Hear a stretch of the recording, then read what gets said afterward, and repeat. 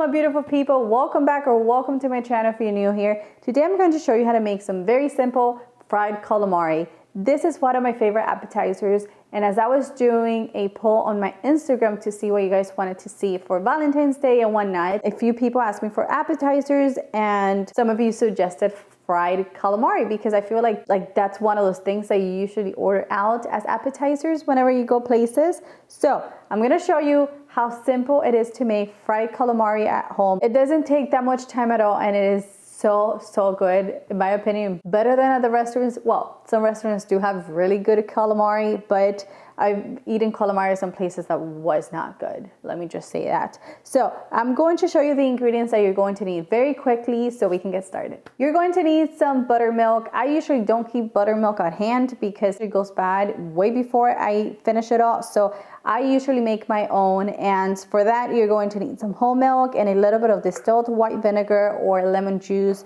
whichever type of acid you have on hand. You're also going to need your squid, of course, and I buy mine completely clean and just the squid tubes and nothing else. I know some places sell them in rings, but I actually like to buy them this way so I can cut mine in whichever size I like. And then in this bowl here I have some all-purpose flour, cornstarch, salt, cayenne pepper, black pepper, garlic powder, paprika, and onion powder. That's it. That's all you're going to need. I also have a skillet, a high-side skillet with some oil, and you're going to need a very neutral oil, so like a canola oil, vegetable oil, something that you can fry in, because we do have to obviously fry these. First, I'm going to go ahead and make our buttermilk. So this is very simple. You just want to combine your milk with a little bit of vinegar, and obviously on my website I'm going to leave a link down below to the website, and you're going to see exactly how to make it. So I'm just going to let this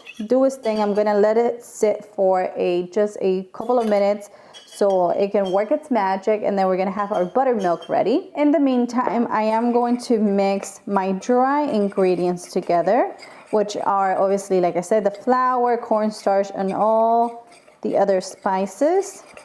You want to make sure that everything is well combined. This is ready as well, so we're gonna set it aside.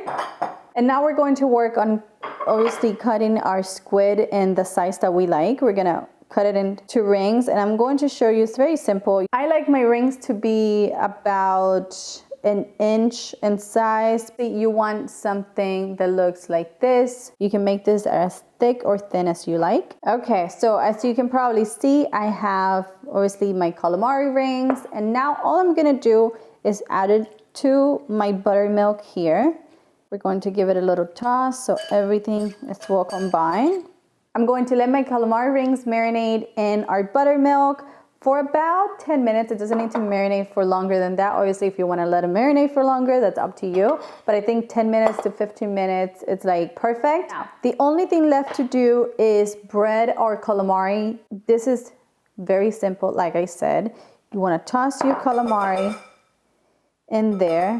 You can do this with your hands. You can do this with, a spoon, whatever you like. I'm just going to bread them very gently, make sure they're nicely breaded. And then I have a plate here, and I'm just going to add my breaded calamari to my plate.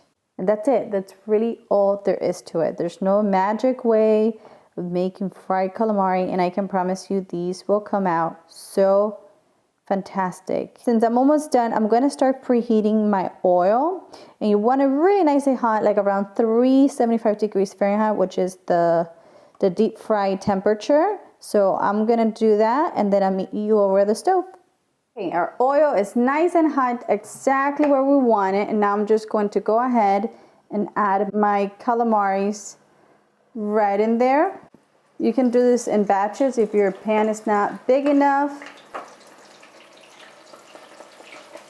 You want to cook this for about 2 to 3 minutes until your calamari is nice and crispy, and make sure your oil is nice and hot, otherwise your calamaris are going to be a little soggy and they're not going to get crispy how we want them. Okay, this is my last batch. I'm going to go ahead, take it out, and place them in my paper towel lined plate so you can soak up all of that excess unnecessary oil. My fried calamaris are finally done and they're looking absolutely fabulous, as you can see. So I'm going to go ahead and sprinkle them with a little bit of parsley. This is just how I personally like to eat them. Make sure you do try them for seasoning as well. I might need a little more salt according to your taste. What I like to do is just drizzle mine with a little bit of fresh lemon juice, just like that. I'm gonna give you a close up very quickly. I'm gonna go ahead. I hope you guys can see how wonderful crispy these calamaris look and taste and are. Just perfection. The calamari gets nice and tender due to the buttermilk, and we also don't cook them too long. We cook them for about 2 to 3 minutes so it doesn't get chewy and no. This just screams good appetizer, nice hot summer. I'm dreaming of summer, even though I live in Miami, so it's pretty much summer all year round. I don't know if it's a blessing or a curse. Let me tell you, sometimes it gets really hot, but